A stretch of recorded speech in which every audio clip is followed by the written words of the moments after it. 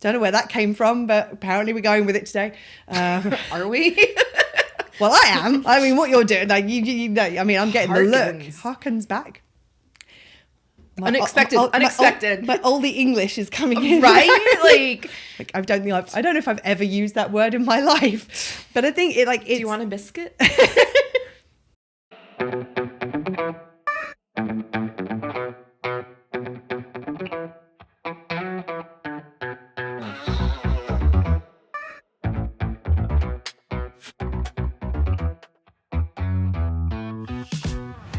Hello, and welcome to Well Shit. It really is that simple. I'm Claire. And I'm Serena. On this podcast, we help you to understand about your 12 universal needs, why they are currently not being well met, how to meet them in ways that work for you, and how to consistently do so in quick, easy, and simple ways that fit seamlessly into your life. We'll also help you to understand how doing so will have a positive ripple effect in literally every area of your life. If you like what you hear, sign up for more support with meeting your needs with your weekly Universal Needs notes at theuniversalneeds.com. And enjoy the show. Hello. Hey everyone. So I'm a little croaky today. So I feel like I'm channeling my inner Phoebe Buffay from Friends, like when she gets the cold and she gets the sexy voice. Although I'm not sure how sexy I'm sounding, but can you sing Smelly Cat for me? I could, but we're not Bobbies right now, so. Not that that's damn it, where's me. my phone? I'm never going to remember that. I'm never going to remember. Well, no. There's a good chance I will not remember to put that song in. But here's hoping. Oh, yeah, but by the time we get back to Bobbies again, my voice isn't going to be sexy anymore. So doesn't mean you can't sing Smelly Cat. It is true. I wonder if they have it on the list of Bobbies. Anyway, I just thought I'd explain, like, if I sound a little weird today, that's why. I'm just on the kind of tail end of something. So the good thing is I've made a decision that this is what meets my needs, recording, even though I'm not quite 100%. So hence the reason we're here. And you may notice something looks a little different behind us. If you're on the video podcast, that's the word I'm looking for. That's what we're doing right now. What are we doing? What are we doing? Oh yeah, podcast. It's been a minute. Let's be honest. So yeah, since we last spoke to you, we've had Christmas. Yay! Sorry, I had a mouthful. I had a mouthful of beverage. The only time Serena has been ever knowingly under extra in her life is when she has a mouthful of something. I've been also known to spit it out, not willingly, but thank you for not doing that all over our microphones and recording equipment. I do appreciate that. And we had some pretty amazing Christmas presents, didn't we? Did. It was the weirdest. Oh my goodness. Have we got a story for you? We have a story, but you're gonna have to wait till at least the next episode. We're gonna keep you in suspense because we both got the perfect gifts. Oh my goodness. And then some. And they're not, I mean, they're not what you think they are. Ooh, and a whole week just let it mysterious. You should comment in the group or on the podcast, what do you think it is? Yeah, absolutely. Like if you see the post on social media, like let us know what you think that the Christmas gifts were. And if you're friends with us, don't cheat. No spoilers. But yeah, so we had, and it was a fun Christmas. We had a good Christmas, didn't we? We did. We had good Christmas, and I had a good New Year. Your New Year wasn't quite as fun, I don't think. It was well, you know what? It was relaxing. So it was what I needed.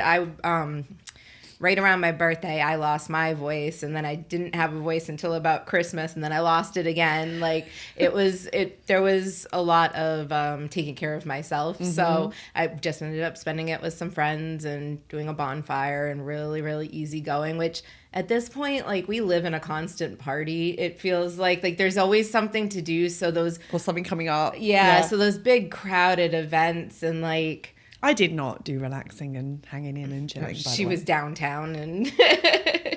No, hold on a second. Let's be clear here. I was not downtown, like not downtown proper here. And she was on the border of downtown, walking the water. I was on the outskirts of downtown. But I mean, it's weird. On a 2x4 island, like the the outskirts. But the funny thing is, like, It's the true. difference between like a sort of like 4-block radius, which is like downtown proper on New Year's Eve, which is like wall to wall people, Oh. and like, which is way too people for me. No, not doing that. And I was like, it was quite nice actually, because I was down at one of the piers for most of the evening, which is by the water. Excuse me. But it had limited tickets. So while there were people there, it was. That was almost a disaster. Sorry. Oh God, the cup nearly. The lid just popped off my Coffee. my coffee cup. Crisis averted, everyone. Do not worry, it's not in my lap. It will get in my belly soon. Not this time, anyway. So it was kind of nice because there were people, but it wasn't crowded. Like, you weren't surrounded by people, which was really nice. And then like I circumvented downtown to get to my second stop, which is our favorite location. Bobby, it was funny actually. I was saying to the owner that like Bobby's Monkey Bar is totally my cheers. Like, I walk in, I feel like Everybody's like, yay, it's close here. And then everybody, I'm like, oh, you're all here. So yeah, it's like, no, the bartender, no, half the people in the bar. It was a fun night. It was a good one. And actually, Christmas itself was really nice. We had a really fun day together. We spent I spent the 2 weeks before Christmas preparing all of the food for Christmas, and then we barely ate anything the entire Christmas day. We had a lot of orange juice and not enough champagne. Well, yeah. I mean, we always have mimosas on Christmas Day. Like, it's a thing. We always have mimosas. So I wanted to have some, and we always have bubbles in the house for celebrations and what have you. And for some, like, there was a reason connected to the secret surprise we're going to share next week, where I wanted the first glass to not be a mimosa. I wanted it to just be champagne. And we just never added anything. Oh, no, that's not true. Joe added fruit salad. Joe added fruit salad. Just Joe also tried adding guava puree to it, which apparently didn't work. Guava and champagne. Didn't mix. We were trying to do like frozen fruit with mimosa. Anyway, We're trying to be fancy. we were trying to be fancy. But basically, I think we just had bubbles all day. That was literally what we existed. We had brunch, which we ate. We did eat something. It wasn't just bubbles, but I think we had such a substantial brunch that we got to the point where it's like, oh, and we managed dessert, I think, in the middle of the afternoon. It was like we had brunch, all the important things. We did brunch, bubbles, and dessert. That was basically our menu for the day. Those are the 3 basic food groups. Right. How feel to meet like- your foundation function needs. I'm not sure that's the best strategy. I mean, I'd like to give it like another like day or two just to try out You know that what? theory. that we have this the guy I'm seeing and I, we have this this thing between the two of us when it comes to food and drink, which is like #science, which is like if we want to try and like experiment with something, we find something new that we want to try, I'm like, well, we have to try it, #science, like we're going to do an experiment with it. So I feel like that's what you're channeling the #science vibes right now. I'm like, well, we have to test this again to see if this works. Right. Like, how do we know it doesn't work unless we try it? I mean, it was fun, not gonna lie. But anyway, that's not what we're talking about today. I mean, actually it kind of is, and it's not. So today we're talking about mental labor. Now, the interesting thing is I'd never heard this term until maybe, I'm going back, maybe 5 years ago, I'm thinking. I'm trying to think when I really started kind of digging into my my privilege work. Yeah, because Which it's is about around- 3 years ago that I became aware of it. Yeah, so, I think and- it may be maybe a little bit over that, but it was in that kind of ballpark. Certainly 10 years ago, this wasn't a term that I knew. It is something I am very familiar with. And the second someone explained it to me, I'm like, oh, wait, that's a thing? Oh, yes, it is a thing. We just didn't have a label for it yet. It's more, that's that thing. That thing, exactly. That's what that is. And I think it's really something that's really important because when it comes to relationships, and I'm not just talking about intimate relationships here, I'm talking about all kinds of relationships, talking about friendships, we're talking about familial relationships, we're talking about intimate relationships, even work Coworkers, relationships. Yeah, absolutely. A lot of the time, there isn't an equal balance of labor in the relationship. And what I mean by labor is like, where does effort and energy need to be put into the relationship, or the things that fall under the umbrella of the relationship? Like, what are the things that constitute part of this relationship? I'm just reminding myself, like, we had a conversation the other day about how we need to do an adulting 101 course, and I feel like there's there's the mental labor kind of fits a lot in this category of like just basic adulting. But a lot of people don't necessarily realize that mental labor is a thing. And a lot of those people who don't realize it, going to be very honest, are the people with more privilege. And one of the groups where this doesn't tend to be understood or realized a lot is men. And this is coming from, now bear in mind, I worked as a relationship specialist for 7 years, working with all kinds of different couples. And I'm going to tell you, I saw this over and over and over and over again. And the interesting thing is, I didn't have a term for this yet. Like we talked about the effort going into the relationship, but I think the thing is, unless you understand the scope of the relationship and what are the responsibilities of this relationship, what are the things that need to happen as a part of this relationship, if you don't see all of that, then a lot of the time, if you don't see all of that scope, it's easy to then not realize how much work the other person is doing to keep said relationship afloat, and to make sure that everything that is related to that relationship gets done. Let's just call a spade a spade. And a lot of the times, and I think this kind of harkens back to the times when wow, don't know where that came from, but apparently we're going with it today. Are we? Well, I am. I mean, what you're doing, like you know, I mean, I'm getting the look. Harkens back. Unexpected. My oldie English is coming in. Right? Like I don't know if I've ever used that word in my life, but I think it's. Do you want a biscuit? I mean, it depends whether you're talking a US biscuit or a UK biscuit. I mean, UK biscuit, I'm down. I'm always down for a biscuit. Like cookies for our American listeners. Yeah. I feel like I need a saucer for my cup of tea now.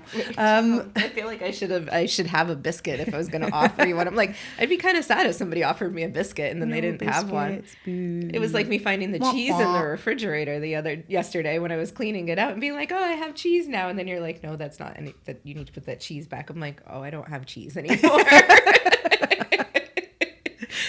I know that's a totally random aside that like if you're listening, you're random like, for me too, and I was there apparently.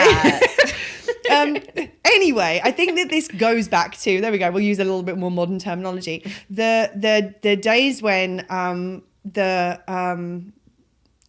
do they call it? Like the nuclear family, where there was a time when because women weren't able to own property and have credit cards and have bank accounts and all those sorts of things, and I just want to say, that wasn't all that long ago. No. Like, I was shocked to find out. 1975 was when women were allowed credit cards. I think something like that. There was something that happened like right after I was born too, that I was like, what? Like if this is anything that kind of interests you, look it up, because it's almost mind blowing, horrifying. And it's interesting because a lot of people are like, well, why don't relationships last the way that they used to? Because women couldn't own property or have a credit card or get a certain kind of job because they weren't hired for anything other than the secretary level or factory worker at a certain, like, there's a reason that and I think there's a lot of this actually in the context of what we're talking about today, of those like looking back with nostalgia and going, oh, but our grandparents stayed together, and like people don't work at relationships anymore. And it's like a lot of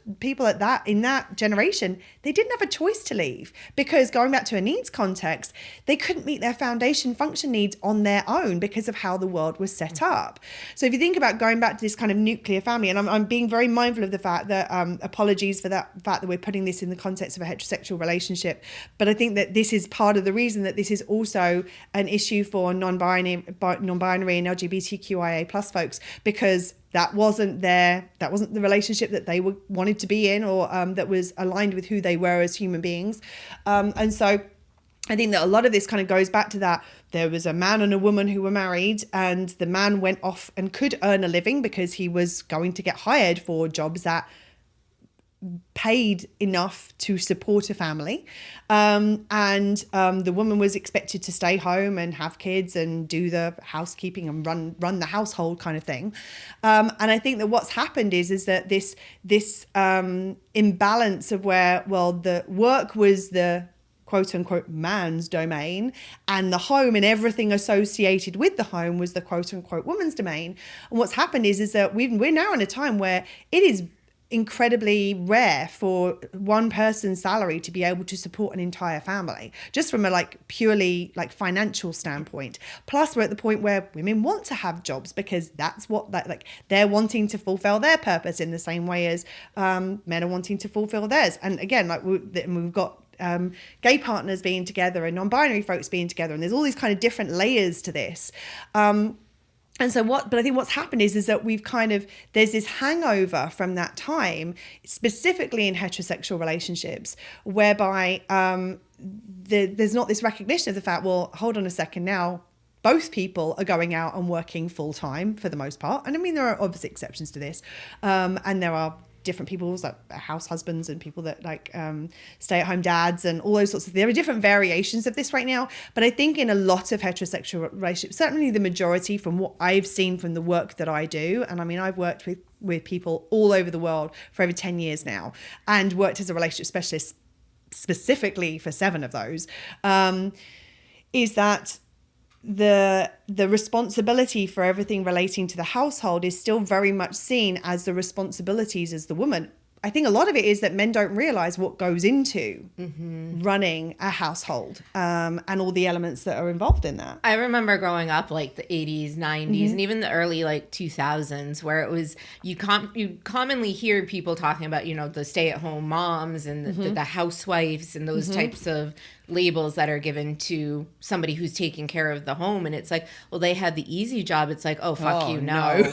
No. Yeah. Like, not even close. Because they're keeping the house clean. Like all the things that go into the daily things. It's not just doing it's running one life. thing. Yeah. That's the thing. It's not just about, I think a lot of people think about it just in terms of like housework, for example, or childcare. Or the actions that happen. It's going grocery shopping. It's cleaning the house. It's making dinner. Like it's those singular things, but it's like, to make dinner, you have to plan what you're going to do. You're going to have to find the ingredients. You're going to have to go grocery shopping. Like there's all of the things to make that one aspect. Well, and I think it's more than that. I think that what happens often is that the women are in these situations, and I'm going to be using men and women here, and so I apologize in advance for the fact that this is the context in which we've seen this happen most frequently. It's not that it only happens in this context. So I just want to kind of caveat what I'm saying and saying, obviously, this may apply to other kinds of relationships as well.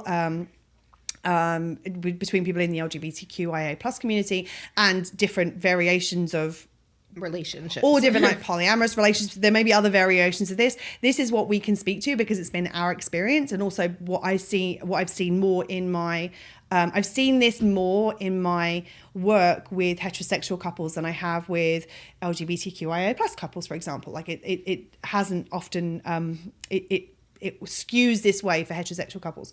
And I think that what ends up happening is that what the mental approach to it is that work is kind of more the man's domain, and life outside of work sits in the woman's domain. And it's not just actually keeping a house functioning, but it's all of the other things like the social lives that kind of go out, like organizing social activities. And there's been a lot of kind of conditioning. And I think that while some things have changed in terms of this dynamic that we see, in the sense that women are going out and hitting pop screens apparently, and they are having careers and doing jobs. We know we're not at pay equity yet, so we know that there are still massive strides that need to be taken in order for them to be equal within the context of the working environment. But things have moved on significantly. But I think that there's been this kind of social conditioning that where we've seen in our in the relationships that we've kind of grown up with, we've seen our mums take on really a lot of these roles, and men kind of less so. And I think that one of the things that really is one of the key things in this is the amount of mental. Now, there's a number of different factors to this. Obviously, we are talking about like the housework, for example, like grocery shopping, like figuring out what we're eating, all those kind of things. Like childcare, I cannot tell you how much it rubs me up the wrong way when a father is seen out with his child and someone goes, "Oh, daddy's babysitting." No, it's called parenting. That's his responsibility every bit as much as it is the mum's. And likewise, if it's 2 dads, 2 mums, all the other variations that are possible in this situation, or non-binary parents. So there are the kind of functional aspects, the actual activities that are responsible, that are there in terms of a kind of adulting in life and running a household, keeping a household running, keeping a household functioning. I don't like running a household. Kind of makes it feel like there's like a manager of the household. Kind of makes like just getting it to function. Sometimes it feels that way, though. Right. I mean, like, but I think that a lot of the things that gets missed, and one of the areas where there's a lot of draining that is happening for especially women, I see this a lot, especially with female clients, is the mental labor and all of the elements of thought that go into the things that then there will be actions associated with, or not, as the case may be. So the reason we decided to do this now is because we had examples of this. We've seen examples of this, and it happens. One of the things that comes up a lot around is the holidays. So there's the actual like buying of gifts, and there's the wrapping of gifts, and there's the writing of cards, and there's a lot of actual putting up of decorations and cooking of food and grocery shopping and all those sorts of things. But in addition to the actual things that need to be done, there is a lot of mental labor that goes into, okay, who's coming, who's not coming? What are their dietary requirements? What sort of things are we going to eat? What kind of food? Like there's so many things that get thought about to figure out what needs to be done for having a successful and enjoyable Christmas. Mm-hmm. And one of the things that I see a lot with my clients is that, especially around the holidays, the women are fried, like burnt out, because they are trying to remember, we've got to remember to do the elf on the shelf, and we've got to remember it's so-and-so's birthday party. Oh, and we haven't, it's so-and-so's anniversary at the same time as doing the shopping list for Christmas gifts. And we've got to make sure we wrap them, and we wrap them before we're going to see the people that we want to give them to, so we don't have to go and do an extra trip around Christmas to deliver them. Oh, we need to go and get the groceries, or what groceries do we have? So we have to do a cross check of like, okay, here are the things we need, but here are the things we've got. So now we need to figure out what we actually need that isn't the things that we already have. And it's like, and there's a lot of kind of mental gymnastics that goes on around. The holidays is a great example, but there are a number of other things that kind of go into this as well. I'm just like, Serena's like, yep, that. Pretty much. Like, do you want to speak a little bit to this from like your experience and what either your personal experience or people that you've known or clients that you've seen where it's like, oh yeah, I can see this really showing up here. I mean, it's funny because as Claire said, like this is a word that I adopted from our work and being friends with Claire. Like I hadn't heard of it, and you know, it's one that I use all the time now because I'm like, God, yeah, like there's so much that goes into every little thing. And it's not saying that, and we're not saying that every relationship is like this. No, it's absolutely not. It really is a common theme in most relationships. The societal conditioning. Most heterosexual relationships. And the societal conditioning has, you know, helped us to think that this is okay, acceptable, and a lot of people don't know about it. Like when I first, like Claire, when I first heard the mental labor, I'm like, that's what that is, right? Like you know, because there was a point where it'd be like, well, you know, I'm just cooking or cleaning or doing this, and it's like, well, it is kind of simple, and it's like, yeah, but how long did that take, and why did it take that long? Because you have to think of all of the things, and I mean, this Christmas was a great example of this. Miscommunication in calendars, we'll just call it that, I guess. Yep. But Christmas is the 25th every year. Oh, is it? I should put that in my calendar. Since I was, you know. Maybe it's different in the UK. I mean, it's one of those weird things. No, I'm joking. I mean, that wouldn't have made a difference this year. True. Very true. Okay. But it happens every year, and there's always something going on. And my husband had not had it on his calendar about Christmas and that there might be something going on. Yep. And he didn't ask about it, so I didn't think to say anything. Like, okay, you didn't ask. I'm just assuming you realize we're going to be, you know, with our friends like we have been the last year. And And we get to Christmas, and there's all this food, and the presents have been bought and wrapped. And he was like, "Oh, I didn't get them presents." I'm like, "I know. I got it." Mm-hmm. Oh, the food. Like all the food. Yeah, we made that like 2 days ago. We spent a day making food together. Yeah. And you were in the conversation about the shopping, like what it was. I was like, but then a shopping list had to be made, and we had to figure out what we needed, and like And all when of are we those gonna make things. the food And it was like all of the things that happened. It's fun to be in the experience, but every little experience that you're having in that situation, somebody created that, and there was thought behind it, there was effort behind it, there was emotional behind it. Because with the mental labor, I don't want to say emotional labor, but there is an emotional expenditure when you're doing this thing that then Well, and sometimes there's emotional labor that goes into it too, because it's like I feel disappointed that I'm doing all of this on my own. oh yeah, very true. And it's like there is, and that takes an emotional toll. I mean, I think that it's interesting, like things like Christmas was a great example, because Christmas was I was hosting Christmas this year, so I had to figure out like when am I gonna buy food. I'm working also. Like, it's not like I'm just sitting around twiddling my thumbs at this time of year. 'Tis the season to be jolly. Yeah, I mean, it's like, I was like, it wasn't like, and I knew I was taking time off between Christmas and New Year as well. So I have to make sure everything is done ahead of the actual date itself so that I'm done. So I'm like, I try and figure out how am I going to fit in, like, the house needs to be cleaned. I mean, it doesn't need to be cleaned, but I'm going to have a much less enjoyable experience if there's dust everywhere for Christmas. Like, it's just, and especially if we've got all of us kind of coming here and creating fun as we did. More to come on that in the next episode. But it was like we need to make sure that the place is cleaned up. And like, when are we going to do that? Like, what is our schedule looking like? What are the pockets of time? When can I go grocery shopping? And like, I remember I did some of the grocery shop. I must have gone to the grocery store probably about 12 to 15 times in the space of a week. Even more than that, I would say, because there was a point where I'm going to do most of the shopping that is not fresh and like needs to be nearer the time. And then I was in there like, I think like the following day, and I was like, actually, I'm not going to get to the grocery store between now and Christmas. Right.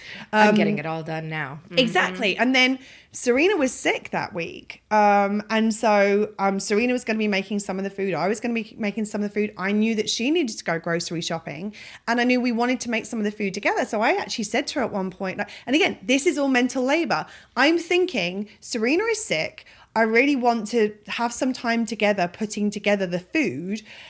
She's got a limited amount of capacity right now. If I went and did the grocery shopping for her, that would mean that she would keep the capacity for doing the making of food with me. So it was like, if I hadn't thought about that, in fact, I remember one of the days you actually went to the grocery store and burnt yourself out. Just like you had to leave the grocery store. Yeah, I had to leave the grocery store. I checked out and I was like, yep, I got a stick of butter. Cool. Yeah, and that was it. And I'm like, and I had to think about that and to think about, okay, what needs to, now I'm doing the mental labor for both of us. Not that Serena expected me to, but I'm like, her capacity, she doesn't have the capacity. Like, normally these sorts of things, we would be like partners in crime in it. We would kind of split the stuff between the two of us.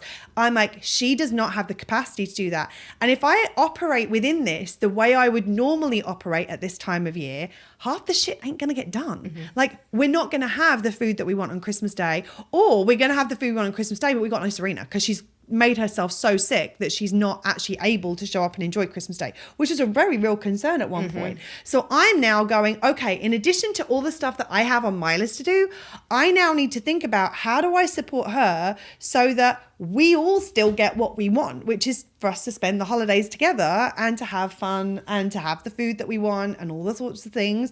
And there were points where I was like, well, do we change what we're having food wise to make it even easier? Like, there were lots of different things I was thinking about. There was certain food we couldn't get at the grocery store. We have to get it as a farmer's market that's only on a Thursday. So we had to go down there on Thursday. If we didn't do that on the Thursday, we wouldn't have had it. It was that simple. So when you start to think about it, like, initially it seems quite simple, but when you then start to factor in, oh, okay, and the rest of the world doesn't stop because the holidays are on. It's also like, what are the other things that need to get, like, where do bills need to get paid, and where are the, like, I have a really simple one that kind of tags back onto the whole holiday, like the food shopping thing. How to fit it all in the refrigerator. How to fit it in on the counters so that for the week before Christmas, you're not losing your shit because you have no space to chop a carrot or something. Like, I mean, it's Yes, those legitimate, little, like, they seem so, like, if you said that, like, I could only imagine seeing that, like, come up in a fight. And I've seen some pretty ridiculous fights in my life. And having somebody be like, well, I cleaned out the refrigerator to make all the food fit. And the other person being like, that's stupid. But it's like, no, that's fucking a game of Tetris. Well, and the interesting thing is, and I have to say, it's one of the skills, and again, this is a kind of a thing, I suppose, is that I learned from my mother how to fit shit into a fridge at the holidays. Like you give me anything, doesn't matter how full that fridge seems to be, I'm gonna find a way to fit it in there. I just knock shit over and spill it. She did do that. Literally Christmas morning. She came in and was like, over the fridge. I'm like, what's that? Okay. Coconut milk. Cool. Fridge is clean. It is what it is. But the funny thing is that I remember before I went grocery shopping, one of the jobs to do was I had to clean out the refrigerator because there was stuff in there that was like, I'm a bit on the turn. Maybe we'll get rid of that. Maybe we need to shuffle and organize, because otherwise I'd have got all this food back, and then I'd have had to have done that while worrying about things are defrosting or other things aren't refrigerated that need to be. We live in the tropics, and it wasn't cold in the run-up to Christmas. It was freezing on Christmas itself, but it wasn't cold in the run-up. So it's like, how do we, like, all of those things? Like, you're absolutely right. That is another one of the factors. And I think in my experience, certainly, and my experience as a professional who works with both men and women and has worked with couples, men generally just do not seem to have an awareness of the amount of things that go into creating this.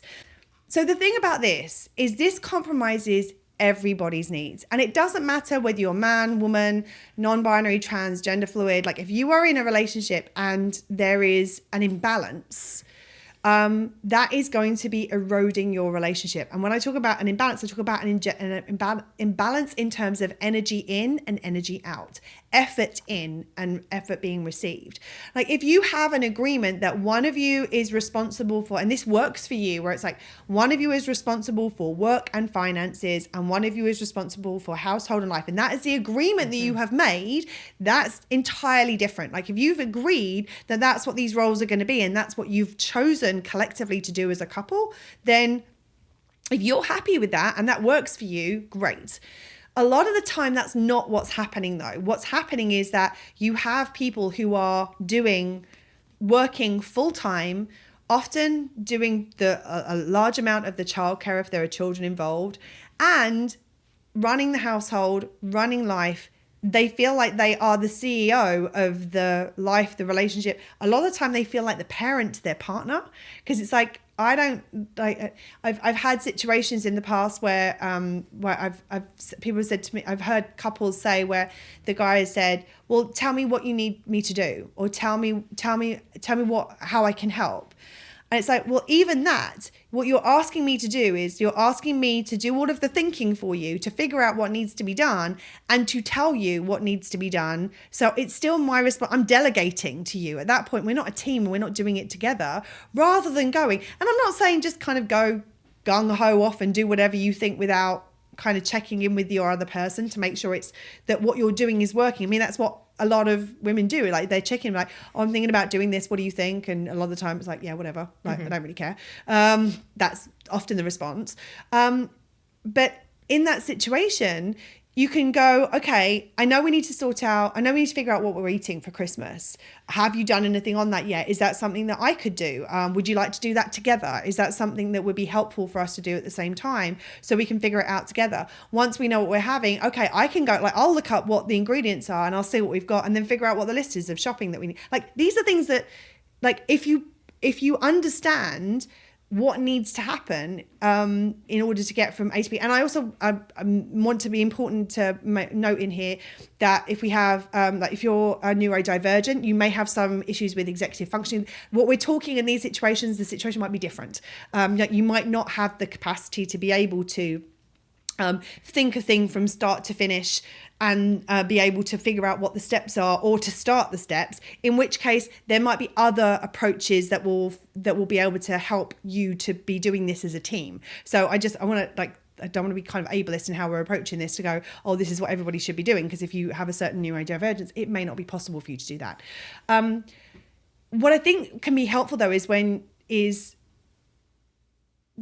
putting in the energy to being going, okay, what I can see what needs to be done in this situation, or I can think about, okay, if we're going to have a Christmas day in which we're going to have food, in which we're going to have drink, in which we're going to have gifts, we need food, drink, and gifts. Well, and I'm going to take it a step back with my example. It's Christmas. Hey, it's Christmas. Is there something going on? Yeah. Because it's Christmas. Like, right there. I mean, that's the first step. Hey, like, I don't know. What are we doing for Christmas? I don't know what's going on. Like, it's Christmas. Are we doing something? Would you like to do something for Christmas? Like, oh, I'm thinking about this for Christmas. What are you thinking? Like, even that, like coming up with what the plans are for Christmas. Mm-hmm. Checking in and going, do we want to do anything for Christmas this year? Do you want to do anything? What do I want to do for Christmas? And not on December 24th or 23rd or 22nd. Like, it's well, and I mean, we had an example this year where I think it was Christmas Eve that Joe asked, like, what are we doing tonight? You said, it was either the day before or the day of. The day of Christmas Eve. And, and Serena referenced what was happening, and Joe went, well, what's happening then? And he'd been in a group text about it. So it wasn't like he didn't know about it. He just hadn't checked or put it on his calendar or done the things to help him to remember such thing. And I know I have a shitty memory. I'm going to be really honest. I have a really crappy memory. If you looked at most people, they looked at my calendar. It's so stressful, and her calendar is actually what made me resist doing calendars for so long, and now I can't function without my calendar. Mm-hmm. But anxiety inducing. But it's because everything is in my calendar. Mm-hmm. Because I mean, even down to, I have a thing where I speak to my mum once a week. And we don't set a time for it because there's a 5-hour time difference between the two of us. And depending on what I'd done the night before, I may be awake at 6 a.m. I might be awake at 7, 8, 9, 10, sometimes 10. Like, it's unusual for me to sleep in that late. But I mean, there's a possibility. Mm-hmm. So we don't set a time. What we have is we have an agreement that I will text her when I'm awake, and we'll see whether we're both available for a chat. That kind of and it works pretty well. So every week on the Saturday or what have you, I have in my calendar normally 3 call mum question marks in at 10, 11 and 12, which each have got 2-hour alerts on them. So I get reminded from 8 a.m. in the morning, because I'm probably not going to want to speak before that. I'm kind of becoming getting into the world and figuring out where I'm at and what my name is and all those sorts of things. But so I have it in 3 times, because if I sleep late, I don't want to miss the reminder that was in for 8 o'clock if I wake up at 10. So I have it in a few times, because I know I need something where my phone is going to be like, hello, call mum, because we haven't set a time. If I have something to do in terms of I need to send something, or I have a deadline, everything goes in my calendar, because I know I won't remember it. And if I won't remember it, I don't just put it in my calendar. I put it in my calendar with reminders ahead of time. Like birthdays, generally, I think, depending on which birthdays they are, most birthdays I get reminded day of, because I'm not going to do anything for them. Some birthdays, for example, I have a week out notification. Now I know when her birthday is. It's 6 days after mine. I'm not going to forget that, generally speaking. If I have my birthday, hers is coming up. Exactly. But it's I have those reminders in there. I have a reminder came in for my mum's birthday, which is in 10 days from now, but it came in earlier this week. I'm oh, mum's birthday is coming up. I need to make sure I do something about it. So it's I make sure that I have the reminders, so that the mental labor goes into figuring out what I need to do. The remembering of it, I don't need to be doing the mental labor of that. I need it to go in my calendar. Now, go ahead. Well, I was going to say something as simple as calendars, because Claire keeps a very organized calendar. It's kind of spread into busy, but it's more organized than most. Well, it's true, but it has to be, otherwise shit doesn't get done. I hate having to schedule the stuff the way I do. but it works. But if I don't, stuff's not going to happen. And it's you found the way that works for you to do it. It's in your phone, it's with the reminders, and it's like sometimes a calendar has to be the hard calendar for people. Sometimes it's digital, sometimes it's the one that's attached to your email. Like there's different ways of making it work. We have a client that uses Post-its. Like everything is on a Post-it, and that would that would stress me out. Oh yeah, too many Post-its, I would start I get overwhelmed. Yeah, like too many colors. But that's what works for them. Yeah. And something as simple as initiating, like I know I have to do my calendar with Claire every single month. And it's now that I have a calendar, it's smart for the people in my life to be like, hey, I know you're busy. Do you want to schedule in something? Because I am really good when I have it in my calendar. If it's like a play it by ear type of thing. Ain't going to happen. Like generally speaking, knowing you as I do, if it's a play it by ear, normally because if it's a play it by ear, she'll get to the point she'll be like, no, I can't be asked right now. Like I don't want to. I want to just stay on my bed on my couch in my pajamas. Like, and that's it. If I'm at home, like if I'm out, sure, meet you out. But if I'm at home, and especially if I'm not dressed, I gotta be pretty jazzed up to make this happen. And I've been guilty of it myself quite a bit in our relationship with the calendars until kind of recently, where it's like Claire always had to initiate it. Let's do our calendars.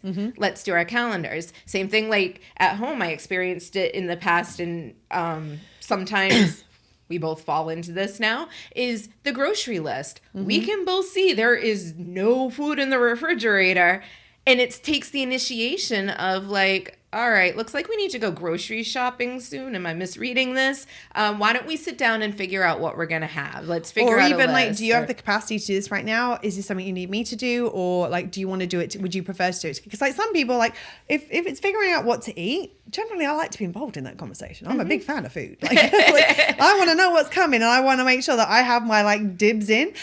And there are times when I do not want to be involved in that conversation because I don't have the capacity, like that we talked about when the visa application, the amount of times that Serena was like, do you want it done this way or that way? And the answer was, I don't care, which you don't hear from me very often. But that I don't care is I don't have the capacity to figure out. So just whatever, I'm happy with whatever decision you make.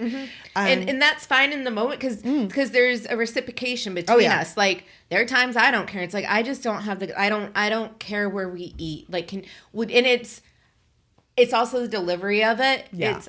I have no, there's nothing driving me in one way or another. I really don't have the capacity to think about this. Do you mind making this decision? Like I'm willing to come up with something, but it's just going to be something. Or you come up with 3 options and I'll choose from those three. Yeah. Or so I find that's a really good approach with this is like, you go from all of the options of somewhere to eat to, okay, if I come up with 3, you pick one out of those 3. Because then it's a joint effort, but there's like the one who's got the more capacity can like narrow it down to the 3 because that they've got more capacity to figure out the 3. I mean, it does help when you're vegan and you can only eat at a handful of places in town anyway, because it like makes life a little easier. But I think it's really important to note here that this approach, when there is this imbalance of energy in and energy out, it's going to compromise everybody's needs. For a start, it's going to erode the relationship over time. There's going to be a resentment that's going to be built over time. Because if you imagine little niggles that just niggle away down. It's like every single one of these is a niggle. So we've talked about the niggle monster, who is here on the older for those on the video. Oh, that was such a little squeak. Well, he's been told he's too loud, so well, he just can't do it. He sounds so sad. He's like, niggle. But each one of these then becomes a niggle. It's like, oh, why do I have to do this? Why do I have to be the one to think of this? Why, like every single one of those, there's going to be some frustration around.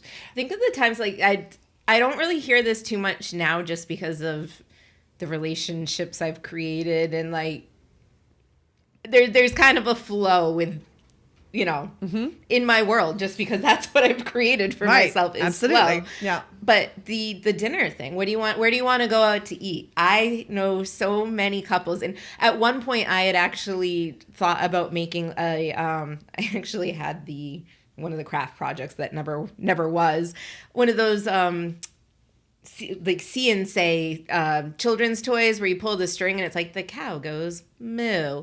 And so I had it, and I was going to do it where it was different restaurants, so we could just pull the string, or like different genres of food, like Italian, Asian, you know what I mean? And like, so it made it easier, and I never got around to that. But it used to be an issue for us because it seemed like it always felt like one of us was making the decision. Like it was always like the capacity, like any time or like a month, it was like all on me or all on Joe. Right. And it's like, you get frustrated at that. It's like, I feel like I'm always having to choose. And what I'm you're making saying the is decisions. I'm always doing the mental labor for this. Yeah, absolutely.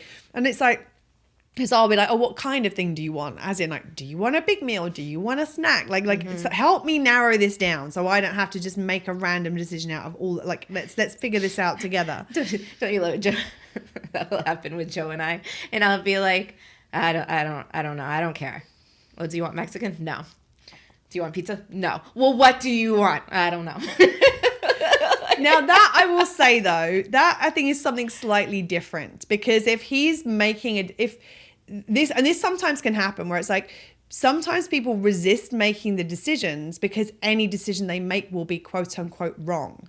And if you're making somebody's decision always wrong, they're not going to make a decision. You're going to get the mental labor in that situation. So you're going to, like in that situation, if you're saying, I don't care, and then someone's coming along and saying, well, do you want this? And you say no, well, you obviously do care. So they can't trust what you're saying. And also they don't want to be told no to every decision that they make, in which case they're like, your idea sucks, your idea sucks, your idea sucks. Yeah. That's probably what they're hearing. And more importantly, they're like, I'm doing it. More importantly, you're making them do more mental labor because they've come up with something. No, so I now have to come up with more mental labor. Okay, now I need to come up with something else, more mental labor. So it's like it's important that we work together on this. Like if you genuinely don't care, if you want someone else to make the decision, let somebody else make the decision. Like you can't say, or you can, but if you say, I want you to make the decision, and you put the labor on somebody else for making the decision, and then you put repeated labor on them by saying no to the other stuff they're doing,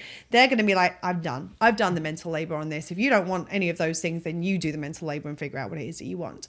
So I think it's really important to recognize like how people's needs are being compromised. Because you're right, like in that situation, a lot of that gets internalized, like I'm not good enough, I'm not coming up with good enough ideas. That's hitting someone's value need, as well as their foundation function, because foundation function is what is often cost when the mental labor is put on, because it drains somebody's energy to have to do a lot of mental labor. The mental labor, I think, is a lot of the burnout we experience just in general. Like there's obviously physical burnout too, but with that, when you're like, I'm really not doing all that much physical activity, like, and like your head is just like, it feels overwhelmed, like that's mental labor. I don't think it's always that. I think that is a component of it. I think emotional, the emotional labor is a big part of it as well, because I think that being in situations where, like for example, I'm thinking about like a working situation where if someone's constantly feeling put down, or if someone's constantly, that's not necessarily mental labor, but it's going to affect their energy levels because of the emotional impact of those things. So I think that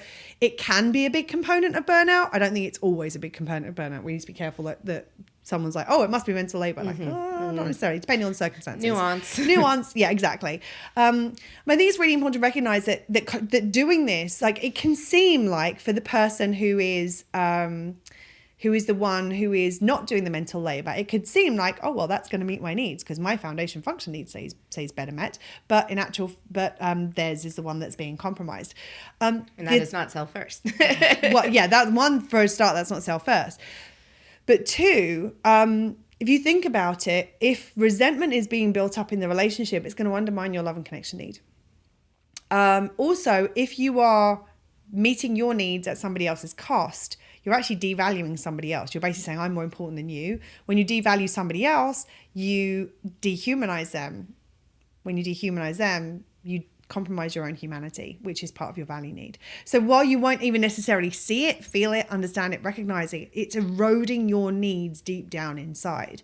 And I think the thing is that I know that there are a lot of quote unquote good people and quote unquote good men out there that wouldn't want this to be the case, but they're also not putting the effort into figuring out how to ensure this isn't the case. There's a big difference between I wouldn't want you to be doing all the work and I'm going to make sure that I take responsibility for our life as much as you do to ensure that you don't take all the labor. And I think one of the things that's really important, that can be really helpful in this, in thinking about this, is that a lot of people, when you talk about relationships, talk about 50-50 relationships. Like, we want a relationship where we're both putting 50% in.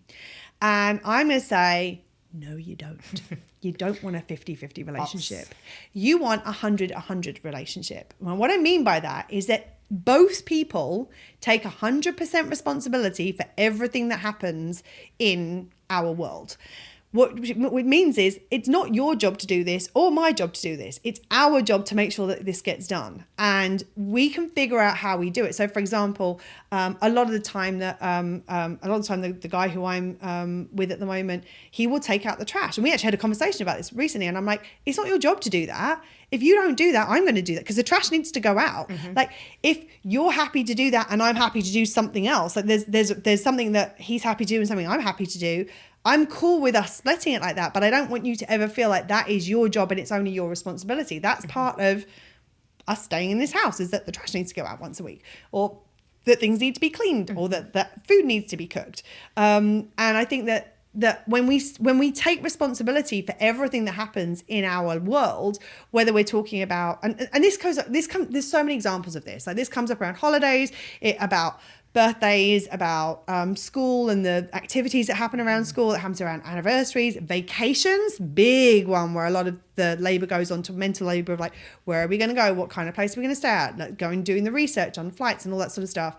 But also just kind of adulting in general, like planning dinner, grocery shopping, house management. I said social gatherings, like actually being the person who is responsible for connecting with friends and being like, hey, do you want to get together?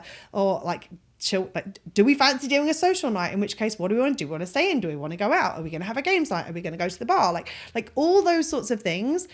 It shows up in all of these different areas. And I think that if you, whatever the things that are part of the context of your relationship, like there are certain things that, for example, school isn't a thing in my relationship with Serena, but birthdays are. Like birthdays, like we'll have a check-in with like, what am I doing for Serena's birthday? What's she doing for my birthday? Am I organising my birthday this year? Is she organising her birthday this year?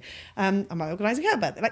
Like we'll have a conversation about that. And there's a very much an ebb and flow in the business relationship. Like, there are certain things that are my responsibility because I know how to do them.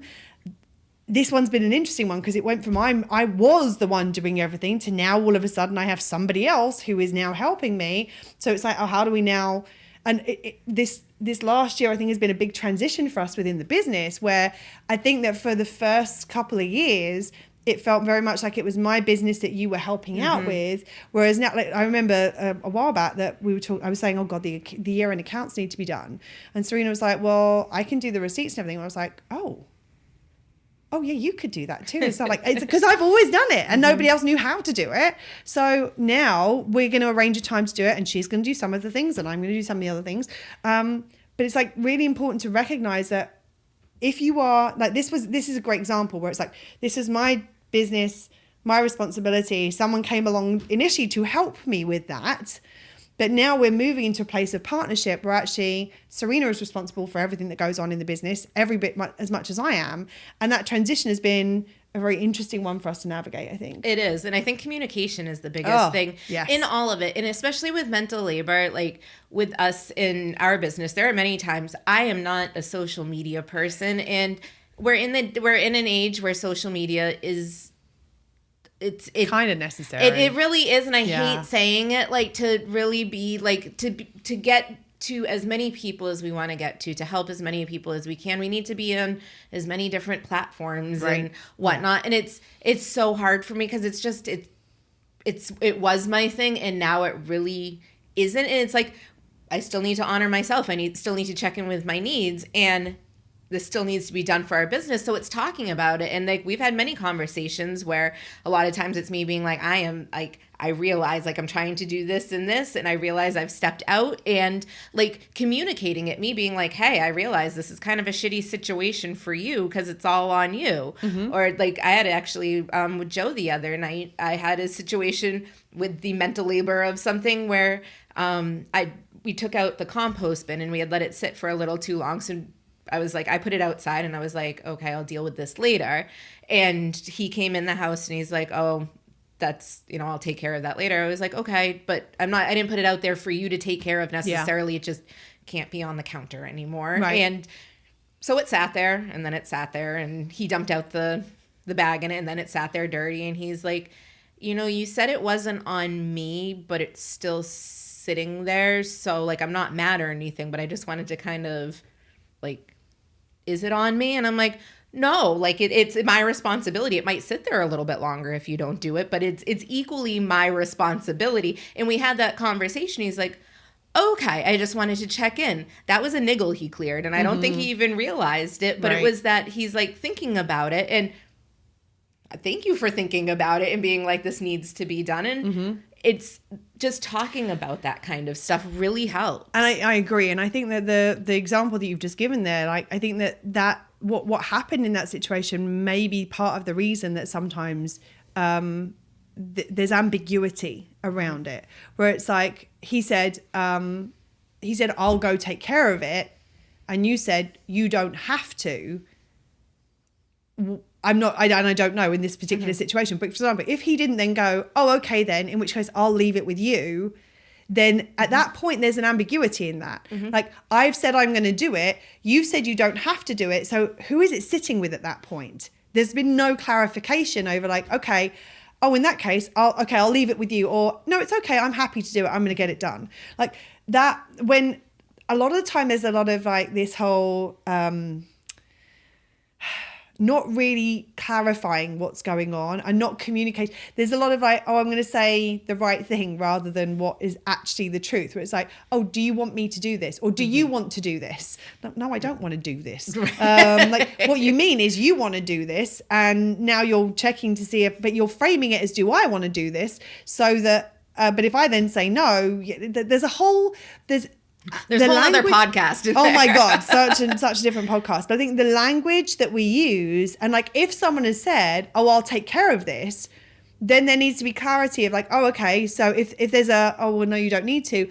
Okay, does that mean that you've got this, or do you want, like, is this still on both of us? Is this for both of us still to be taken care of? Or is it you, or is it me? Like, it doesn't matter what it is, but we need to be clear about it. Otherwise, that's when the resentment builds up, because in that situation, Joe said, and I don't know what the actual conversation was, but just using this as an example. If Joe said, I'm going to take care of this, and you said, you don't have to, he still said he's going to take care of this. If he doesn't then come back and go, oh, okay, well, in that case, I'll leave it with you, the last thing that he said is he's going to take care of this. If you'd said, actually, I'm taking care of this, you don't have to, it's clear you're taking it on. So depending, there can be slight things that you can add to your communications that can make all of the difference in terms of the clarification, because you could be like, well, he said he was going to take care of it and he didn't, and he could be like, well, she said I didn't have to and she hasn't taken care of it. Well, what the fuck's going on? Like there's so much that can happen without those extra little pieces of clarity, and sometimes it can feel like, oh God, we're like, are we having to really communicate this much? We don't have to, but it just becomes so much easier when we do. Like it really does. Like that extra step of the extra communication really makes it easier. And even when like capacity is a huge thing, like we are big on honoring our capacity, honoring the capacity of others. Like, and we get it. Sometimes it just seems non-existent. And acknowledging that, like, if you see that something, or you know that something needs to be done, like I'm going to take Claire and I's world, the two things like that I brought up earlier, calendars and groceries. Like, I think those are two examples for like our world. Yeah. We know the calendars need to be done before the beginning of the next month to have it truly be a successful calendar. Right. And you can see when you need to go grocery shopping. Right. Like that is something you can usually visually be like, oh, okay, there's not a full meal here. There's not a meal here. All I have is condiments. Like, you know, all of the different variations. And onions and baking powder and some ketchup does not a meal make. Yeah. No, I mean, not a delicious one at least. I mean, but I've seen some creative things. So actually, hey, never say never. Never say never. Being like, you know, I know we're supposed to do calendars. I just don't have the capacity. Like, can we set a time, a date for, you know, I want you to know I am thinking about this. Or like, I noticed the refrigerator is getting really empty. It looks like we probably need to do a grocery list. Like, yeah. And even just offering that first thing, initiating it, being like, initiating the first step, being like, I don't have the capacity for this, but I know this needs to get done. Right. I'm acknowledging like, this is a thing in our world that needs to happen. And it's interesting, like when you operate around somebody who takes 100% responsibility for the mental labor as well as you. And I'll give you a really simple example from this morning with Serena. Serena walked in. Now, normally, when we're going to podcast, I will make sure that the setup is ready the night before. So we don't have to worry, like we don't have to lose time setting up. And I know that Serena appreciates that she doesn't expect me to do that. But I know that is often something I will do. And I am, of the two of us, the more technically minded. And there is a little bit of technical equipment involved in this. True or false? Yeah. I mean, I can plug things in, but well, I'm in the right holes, but she'll plug them in. But the thing why isn't my computer charging? Because it's plugged into your phone. So this morning, last night I was I'm in the process of moving locations at the moment, so the backdrop's going to change soon. Ooh, just exciting things coming. Yeah.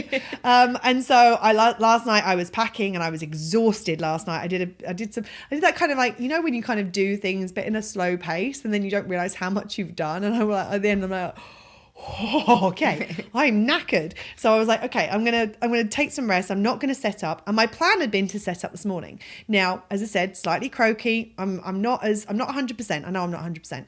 So this morning I was like, you know what? I could get up and I could set all of this up, but I actually think it will be better for what we're trying to achieve today for me to not do that, for me to take a little bit of a gentle morning, have a little bit of chill time in bed to try and build up my energy so that I've got the capacity to do what we're going to do today. So that meant that when Serena walked through the door, this wasn't set up. Now, we both know we were planning on recording podcasts today. Now, Serena didn't say to me, oh, do you want me to set up the podcasting stuff? She just fucking did it. Like she did. Like she just got on with it. She started putting things up. And it's so interesting because this is a great example where there's one task, set up the podcasting stuff. But there are a multitude of things that have to be done. And that's all mental labor, figuring out. And if you're not somebody who is good with mental labor, make a list. Like it would be probably better for us to make a list of the things that we need to do to set up the podcast. But generally speaking, we're pretty good with it. That's the reason we sometimes forget to hit record because we don't have a list. But and most of the time I have lists for things because trying to keep it all in my head, that takes more energy and I don't have the capacity for that. Like the moving out, I've got a list of things that need to be done before I move out, and every time I think of something else, I add to it. This one, I don't. But as we were putting things together, my mental list is like, I'm like, oh God, we've got to put the sign on the door. Like Serena we have a little table next to us, and we have to have a cloth on the table so that the sound of us putting our cups back down on the table doesn't resonate through the microphone and create a sound. And as she put the table there, I'm like, oh, I need to remember to put the cloth on it. And out the back of my over my shoulder, I saw her. I'm like, oh, she's getting the cloth. I don't know. And this is the thing, is that I'm guessing, and I haven't checked in with her about this, so this could go awry, but I'm guessing Serena had a mental checklist of the things that needed to be done as well. And she was also going through a mental checklist because there were, and again, I didn't go, do you need help doing that? I just started helping and we did it between us. Yeah, and there would have been a time where would have been like, do you want me to set up the podcast equipment? Well, are we podcasting today? And I'm doing something else right now. I was taking some medication to try and help me be in a better state to be able to record. Like right there, that question to her is me putting mental labor on her that doesn't need to be there. There's a lot of times where you get the realization right on the podcast when it's like, there was a time I would have been like, oh, should I put the towel down on the table?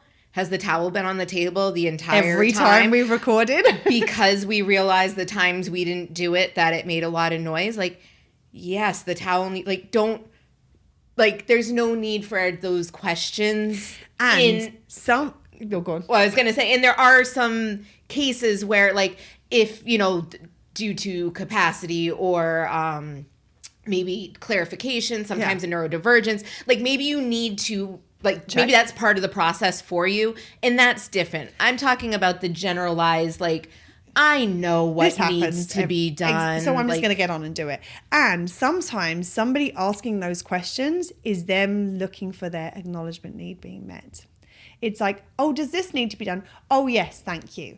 Does this needs to be done? Oh, yes, if you could do that, that would be great. I appreciate it. Like sometimes that's a fishing for needs thing. And the interesting thing is, I remember having the thought, this is so nice this morning of like, I don't have to.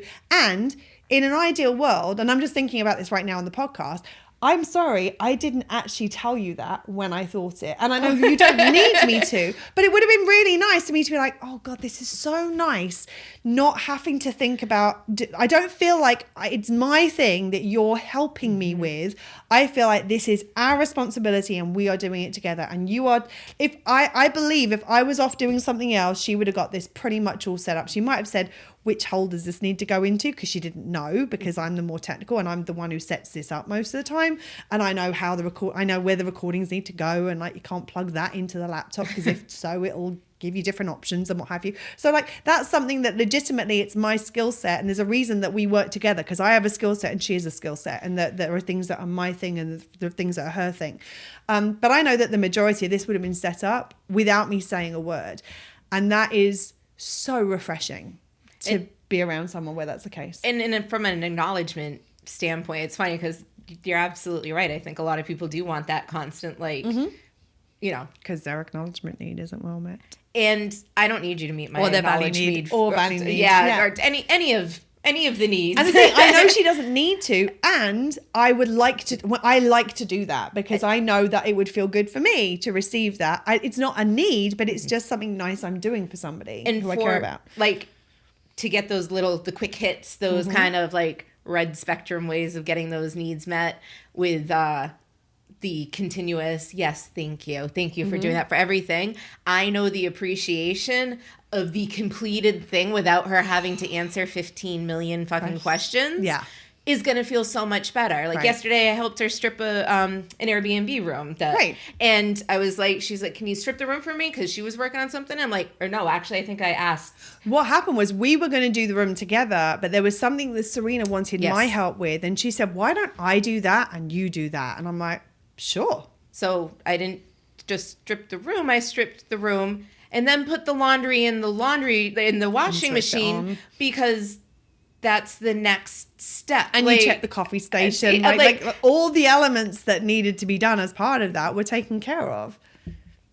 And again, great. Like, I don't have to think about it. And she got stuff done. Like, it worked out because she could focus completely on what I needed assistance with. Right. So, yeah, you do this, I do this, and you please think about what you're doing. Mm-hmm. So, and I'll take care of this. Like, and that was it. Like, what can I do so she can focus? Me asking 15 questions that I know the answer to is just going to keep taking her time away, and keep diverting her energy. Yeah. She'll be like, I should have just fucking done it myself. Like, the amount of questions I've had to ask, I could have stripped the bed and put it in the wash. And that's the worst thing when somebody's trying to help. And, they truly want to help, but they create more mental labor by doing the...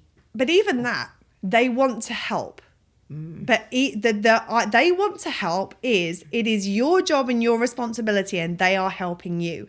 And the second that dynamic is present, it's still going to be a drain. Like, it's like, as I said, there's a massive difference between I'm trying to help you with something that is your responsibility and we're doing this together. This is our responsibility. If I need something for clarity because I don't know something, like the task I was doing for Serena, I was helping her to write an email.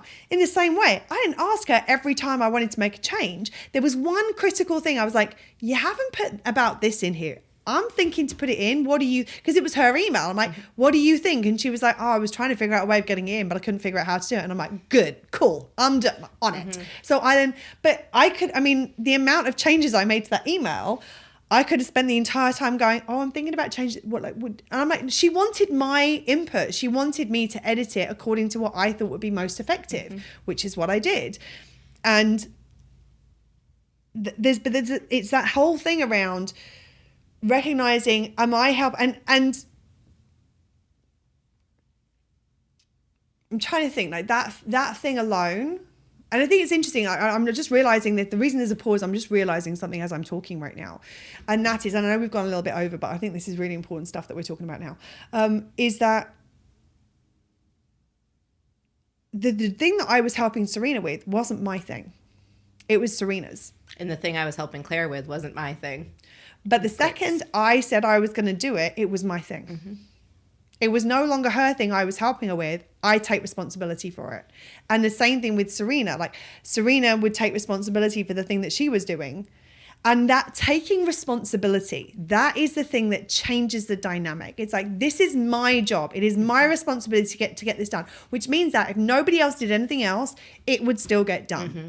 And having that attitude towards the things that are going on in your life, the things that are going on in your relationship, the things that are going on in your workplace, obviously within the context of your role within the workplace. I'm not suggesting that you're accounts assistant, you're trying to take responsibility for the CEO's job. Like that's slightly different. Not what I'm talking about here. But like within the context of the relationship that you have, that you take responsibility for the things that need to happen within the context of that relationship. And once you take responsibility for it, no longer is it like, I'm helping you to do this thing. And that's one of the frustrating things that I hear from a lot of people where this dynamic is up, where it's like the person comes to them and says, how can I help? It's like, you telling me that how can I help is it's your job and I'm just going to assist you with it, rather than this is something that actually affects both of us. It's something for both of our benefit. And it's like, again, if you've said, I'm going to take on responsibility for doing this thing, at that point, the person can say, can I help you with the thing that is your responsibility? Mm-hmm. So if like you're planning a trip and one person goes, actually, I'm going to plan the vacation, I'm going to do all the booking and everything. Then the other person can be like, hey, do you need any help with that? Like, I've got some time, some space right now, and I know there's a lot involved in that. Can I help? That's different because you've assumed responsibility for something.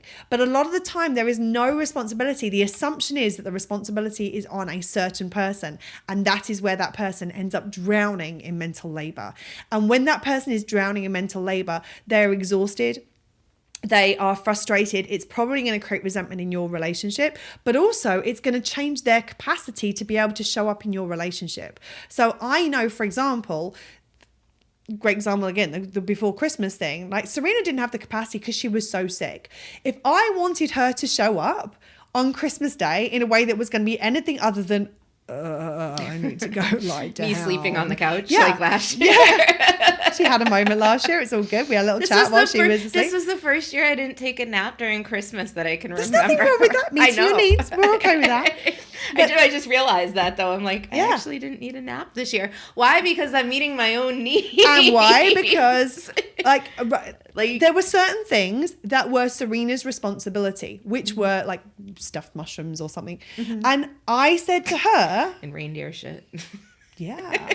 And elf poop. And elf poop. You know, if you rename your Pinterest fail to make it like ironically like the cookies that just on the thing became reindeer poop because they were like dark chocolate and tasted amazing. Candy cane in them. I'm like, so good. It looks like shit. And I'm like, we'll call it shit. Reindeer and then I nailed it. Right? Absolutely. It was down there. Another random aside from. So this is a good example where Serena had like certain aspects of the food were her responsibility. And then I realized where her capacity was at. And I realized if I wanted her to be where I wanted her to be, because selfishly, I wanted to have fun with her on Christmas Day. I didn't want her to be like, you. I know how terrible. And so what I did,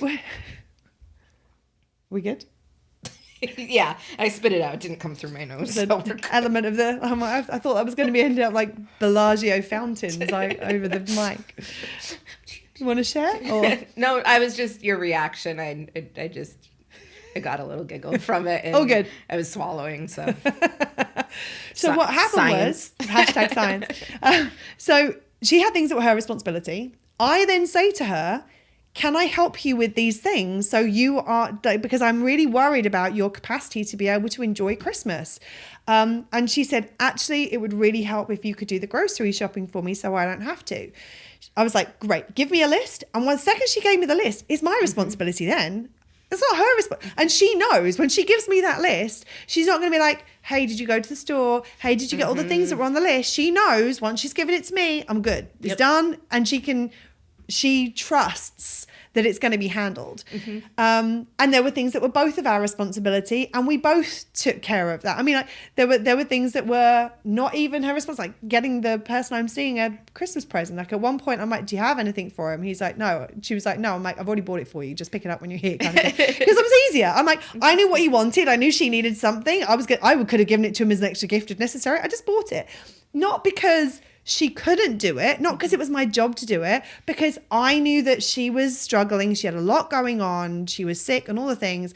And I knew that I could do that and it would take something off her plate, which would give her more capacity to show up for our relationship, for our business, for our friendship, and for our celebration. All the things. I mean, there's so much more we could say about this, and I'm sure we will on a future episode. And I'm aware, like very early on, I'm really glad that we came up with the examples that we did that were not like how it works within our relationship. And I do think that it's really important to recognize and to check in and ask. Like, a lot of people still don't even know the term mental labor. They don't know what it means. Like, mental labor is all of the thought that goes into making something happen. Joe will often check in with me now and be like, all right, are things like even? Like, do you feel like you have too much on your plate? And be like, yes, no. And then I reciprocate. How do you feel? And it's like, in just doing that, it's like the opportunity, like, is there a niggle? Let's clear it. Yeah. And just kind of checking in with that, because I have some relationships in my life that are very black and white. I am very spectrums of gray. And lots of colors too. Well, yeah, like glitter, obviously. And sometimes it feels like, no, you can't ask any questions, and you can ask the appropriate questions. But nothing else. But nothing else. Like it's like, don't ask any questions, or everything is a question. It's like, no, the middle ground there, which is ask the questions that don't then put more mental labor on the person that. Or even be like, you know what? I've just heard this concept of mental labor. I had no clue about it. Let's talk about this. Like, is this something that you're experiencing? Is this something? And if it is, I need to be aware of all of we need to look at, like, what is our household? What is our responsibilities? What is our relationship? Even if you don't live together, like, what are the things that fall under the context of our relationship? Like social engagements, going to weddings or vacations, or like. If you have a child, I suggest you do this. Yes. Like, right? I mean, if you have a pulse, you should probably do this with the people in your life. Almost. And that was smoothie. That wasn't just water. That was going to be a very interesting. I nearly pebble dashed the entire room there. Pebble dash? Pebble dash is pebble dashing is it was a way of finishing off a house. In England, where there's like, it's like lots of small stones that get like basically like thrown at the wall. So yeah, pebble dash is like spraying. Gotcha. All the things everywhere. You're really channeling the UK today. No, I must be missing home. Or the other home. Yeah. Pebble dash. If you have a child, yes, you should check in. Anyone with a pulse should do this. That was where we left off. That's where it was. But like, think about the simple act of getting a child, like, and I'm talking like a younger child at this point. This is where this reference is coming from. But getting, like, let's say a 6-year-old ready for school. Right. And you have to get them dressed. You have to make sure they do their things. But just getting them dressed, picking out the outfit. What's going on today? Do they have gym class today? Is it picture day? Is there a special thing? Okay, this is going to be this kind of outfit. And also wanting to support the child in having choice. So do we have 2 outfits so they can choose between the 2 outfits? Right. Like, and what's the weather? Do they need a sweatshirt? Do they need a sweater? Do they need a t-shirt? Do they need all of them? Like, all of those little, like... Yeah.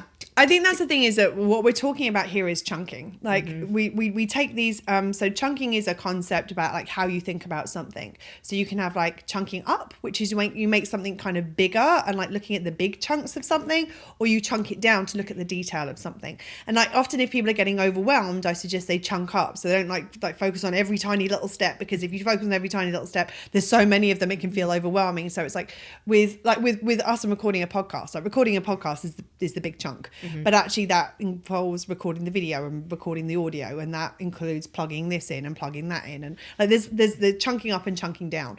And I think that the challenge is that a lot of the time, one person in the relationship will be thinking big chunk and won't be aware of all the little chunks. And the other person is overwhelmed because they know that the other person's thinking about the small chunks. So if they're not thinking about the small chunks, some small chunks are going to get missed. It reminds me when I was at university, there was a can't remember, I think it was to do with graphical user interfaces. Like I'd studied IT and business at university. It was super exciting. And it was something to do with like how things are used, and like certain things, like I'll never forget, like doors are always meant to open outwards. Like if you have a door that opens inwards, that's a bad user interface, because if you have an emergency, you need to get people out of the building, you need the doors to open outwards, otherwise it could end up causing a block. So like things like that, it was like thinking about how do people use things and making sure they're designed appropriately for it. And one of the tasks that we were told to do, I can't remember what it was. I think this one was that I'm getting mixed up. There was one I did at elementary school and there was one I did at university. In university, but same principle, you'll understand in a minute. It's like, it was like write down all of the steps associated with. One of the things was like it was like copying and pasting something on a computer, but it was like, you're not just copying and pasting it, you have to put your hand on the mouse. You have to move your mouse to the right bit. You have to click, you have to move the mouse to highlight the thing. You have to release your, like all of the different elements. And the one I did at elementary school was like all of the steps of making a cup of tea. It's like, you have to fill the kettle. You have to put the kettle, if it's on, plug it in, switch it on, all of the different things. And it was so funny because I remember it was one of the times that I discovered that there was a key piece in tea making that our family didn't do. Most people, like if you make tea in a teapot, most people quote unquote warm the pot. So they put some boiling water in it and swirl it around so that the teapot that you're going to then, it lets the tea leaves marinate in order for the to get infused with the tea flavor. I don't think they teach us that in the US. They don't teach you that. I'm like, what? There's like, if you're doing like, because tea doesn't just come in bags, there are sometimes loose leaves, and what you do is you put those loose leaves in a pot and you let them, I don't know, stew's not the wrong word, steep, there we go, thank you, in order for they teach us some things on the side of the pond. to infuse with the tea flavour. And the thing is, if you put boiling water into a cold pot, it can cool the tea down while you're waiting for it to steep. So a lot of people they warm the pots before they put the tea in there. Well, we never did that. I think it was because we had a metal teapot, which meant that it like immediately took on the temperature of whatever you put in it anyway. I don't know whether that was it or whether we just didn't do that step. But I remember like I lost points because I didn't put warming the pot on there, and I'm like, we don't do that in our house. But it's like recognizing what are the steps involved in getting something done. And mental labor often requires chunking down and looking at the small chunks. So it's like showing up to Christmas Day, that's a big chunk. Mm-hmm. What are the things that need to happen before I show up to create Christmas Day being remembering the food and all the things. Like, a great one for that is if you've got food in the fridge, put your car keys in the fridge with your food. I do that sometimes. Like that was one I learned from somebody many years ago, and that's been a great lifesaver. Like, and often I'll do it not just with the fridge, if like something is somewhere else, like if my phone is charging on the wall, like I put my keys with my phone so I can't go without it. I hide my keys under things that I need to take that aren't in my normal. I mean, but I've showed up to work days without my computer, so it's really just a crapshoot with me. Like, oh, I know we're supposed to work, and I forgot. Yeah. So I know that we've gone over today, but this is one of those things that is such it affects relationships so much, and it creates so much resentment, and all of these things are kind of little things, but there's so many of them that over time it can really create issues in relationship, and that's something that we want to avoid, because every single time that resentment is basically caused because one person's needs are being compromised, often foundation function, sometimes value need. It's like sometimes, oh, you don't value my time as much as yours because it's okay for me to spend time doing this, but it's not okay for you to spend time. There's lots of different needs are being impacted for the person who's doing the mental labor, but that then ends up impacting the person who isn't doing the mental labor. So in order to better support everybody's needs, the more you can take responsibility for all of the things, and the more you can communicate around how do we get this done in such a way where there is an equitable balance of mental labor as well as physical labor, as well as all the other different aspects that come into our relationship, the better. Anything you want to add before we finish? No. Apparently we're still on this. It hasn't gotten old yet. This has not gotten old yet. I remember there was a point where it's like, is this going to become a thing? Like with us, it'll either become a thing or we'll completely forget about it. This one, we clearly become a thing. Mm-hmm. So, okay. Well, on that note, thank you for being here. Thank you for watching. Thank you for listening. We appreciate you. Remember to stay safe, to take care of your needs. And I've done things in the wrong order, so I can't say what I would normally say at the end of the sign off. So I'm just going to say bye. Bye, friends. That's it for today. If you like what you heard and would like to see some of Serena's awesome facial expressions, check out the video podcast on YouTube. And remember, if you want to make sure that you've got equitable mental labor in your relationships, make sure that you're both taking 100% responsibility for all of the aspects that are relevant. Well, shit. It really is that simple.